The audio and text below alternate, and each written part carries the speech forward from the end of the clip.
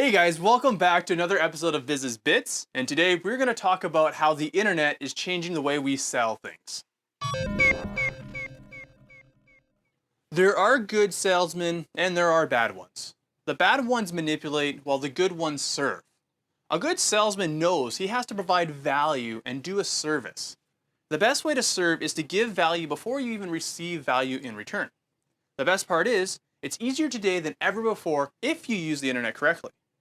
More on this in a bit, but first, what makes a salesperson bad? Make note that not all salespeople are bad. This is not a black and white scenario, rather a generalization of common practices and stereotypes we already know about. One of the primary reasons bad salespeople exist is they have to get a result in a very short period of time. Before the internet, sales had to funnel through a person, whether in person or on a call. Once someone leaves or hangs up, the salesman has virtually no means to influence and close a sale and is at the mercy of them coming back. Most salespeople don't like this as it's a loss of control. And over time, as our understanding of how the brain works, we've created hacks to exploit the time it takes to sell. This can be a good thing at times when it's done well, but when it's done dirty, it leaves people feeling manipulated. We've all fallen victim to this at some point or another and have felt buyer's remorse. This creates resentment and can damage future interactions. And what's worse, this is just a game to them. They learned how to accelerate and fake rapport just to earn top spots amongst their peers. Most sales teams are as competitive with their careers as professional sports players are with playing sports. It's all about winning and being number one. None of this has anything to do with you or your needs. You may have been buttered up and feeling good about your purchase, but rest assured you are just another number on their weekly sales charts. Just another step to getting the company watch. Today, we are more receptive of this and keen to avoiding such interactions. With the power of the internet, it's easier than ever to get information about the products or services you are interested in without even having to deal with a salesperson. Yes, they are still needed, especially if they can provide you a service. But most people, most of the time now, are capable of making their own decisions on their own. But are they really making these decisions on their own? I don't think so. They spend time looking at various bits of information they find online. They can go to your website and they can see reviews. They can also go to YouTube and see what you do, and at the same time, they can see what other people think of what you do. They have all kinds of information and may even discover options they were not even aware of. All this content is created by another person and influences their purchasing decisions. In many respects, this information is becoming the salesman, and most of it has not even been created by you. It's created by anyone that wishes to add content to the internet. This has been very beneficial to companies that have good products and services and utilize the power of sharing online information. The modern day salesperson is not selling. He or she is diagnosing. They know the internet is filled with information and there's little point in trying to compete with that information. They know they have one advantage that the internet can't do, however, and that is solving unique problems. Problems that a person just can't solve themselves by Googling it. The internet can't sell you a home.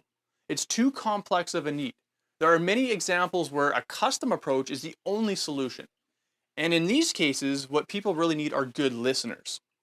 Only experts with good listening skills can solve unique problems that a one-size-fits-all solution can't. Doctors are like this. Sure, you can Google how to clean a cut and put on a band-aid, but can Google fix a broken bone? Ultimately, you need expert eyes to see and diagnose and give you a solution unique to your situation. Google is great for finding the right people, or the right business to solve your problems. You can do a pretty good job at figuring out whether they can help you or not, or even if you'll even trust them based off of what you see online. The best part about businesses that take advantage of the internet is they can do a much better job than ever at teaching what they do on terms that don't put pressure on people. When they're ready to buy, it's within their comfort zone. In fact, they can even do this in their underwear, and it works 24/7. It's also efficient as time is not spent on one-on-one consulting tire kickers that are still just looking for basic information. When you need to spend time with people, you're not selling what you do, but consulting on their specific needs. Another benefit for the consumer is if businesses lie or create false information to make themselves look better than they really are, it's only a matter of time before the online peer reviews come in. And they have just as much power with using the internet to discredit a company unlike any time in history. More and more people every day are contributing to refining what's good and what's bad in the world by sharing information via the internet. Authenticity is the new currency of business. There's no such thing as business relationships. They are all personal. And with the growing connectivity of the internet, only the best will rise to the top. The sales game is changing. Those that can be genuinely trustworthy and can prove that they offer better value by servicing the needs of their customers will fundamentally replace the salesman we have all long stereotyped to be a dread to deal with. We don't need to manipulate, lie, or cheat our way to getting sales.